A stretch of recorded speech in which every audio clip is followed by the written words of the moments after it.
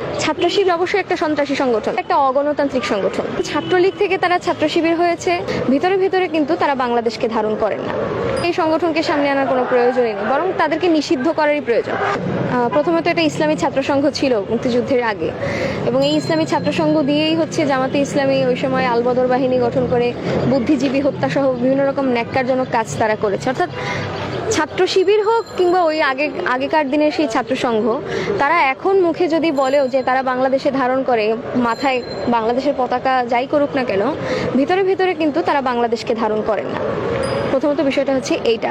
না হলে আপনারা দেখবেন যে 5 আগস্টের পর থেকে একটা প্রচারণা, দ্বিতীয় স্বাধীনতা, তারপরে জাতীয় সঙ্গীত, তারপর এই জাতীয় পতাকা নিয়েও বিভিন্ন রকম ডিবেট উঠেছে।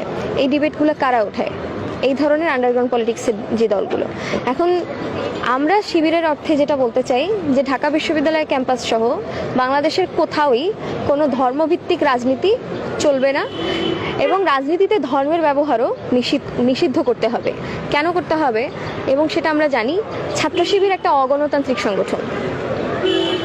একটা গণতান্ত্রিক দেশ যদি আমার নির্মাণ করতে হয়, তাহলে গণতন্ত্রের নাম করে আমি কোনো অগণতান্ত্রিক দলকে আমার এখানে স্পেস দিতে পারি না।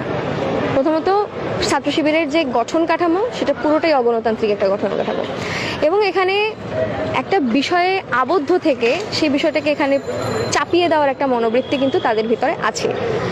এখন ছাত্রলীগ থেকে তারা ছাত্র শিবির হয়েছে, সেটা তাদের সাংগঠনিক আমি যদি বলি স্ট্র্যাটেজিক। ছাত্রলীগে যে শিবির থাকবে না সেটা অসম্ভব কোনো বিষয় না, অবশ্যই শিবির থাকবে, এবং সময় সুযোগ বুঝে শিবির আত্মপ্রকাশ করবে। এবং আপনি দেখবেন যে এই যে ছাত্র রাজনীতি বিরোধী যে কথাবার্তা যেটা চলছে, সেটা করলে কার লাভ? এই ধরনের আন্ডারগ্রাউন্ড পলিটিক্স করা, এই ধরনের মৌলবাদী সংগঠন করা, এই ছাত্র সংগঠনগুলোরই লাভ আছে, তাদের রাজনৈতিক দলগুলোরই লাভ আছে। ফলে আমরা যেমন বলছি যে ছাত্র রাজনীতি বন্ধ করা যাবে না, এবং বিশেষ করে প্রগতিশীল যে ছাত্র রাজনীতি সেটাকে অবশ্যই চর্চায় আনতে হবে, কিন্তু এইটাকে বন্ধ করে দিয়ে আপনি যদি ওই একটা সন্ত্রাসী সংগঠনকে নিয়ে আসেন, শিবির অবশ্যই একটা সন্ত্রাসী সংগঠন। কারণ আমরা জানি যে 90 এবং তার পূর্ববর্তী সময়গুলোতে রাজশাহী বিশ্ববিদ্যালয়, চট্টগ্রাম বিশ্ববিদ্যালয়গুলোতে তারা কিভাবে ছাত্রদেরকে হত্যা করেছে।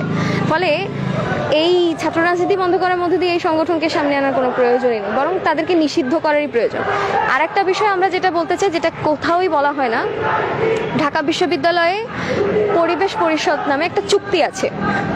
এই চুক্তিটা তৈরি হয়েছিল 1990 সালে স্বৈরাচারী এরশাদ পতনের সময়ে ক্রিয়াশীল ছাত্র সংগঠনগুলোর সাথে বিশ্ববিদ্যালয় প্রশাসনের, এবং সেই চুক্তিতে স্পষ্টভাবে উল্লেখ করা আছে যে ঢাকা বিশ্ববিদ্যালয়ে কোনো রকম কোনো ধর্মভিত্তিক রাজনীতি চলবে না, কোনো সংগঠন সেটা করতে পারবে না, কারণ এগুলো হচ্ছে অগণতান্ত্রিক এবং একটি সন্ত্রাসী সংগঠন।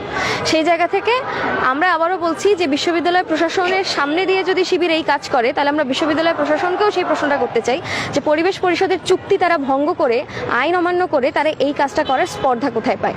এটাই হচ্ছে শিবিরের প্রসঙ্গে বলা।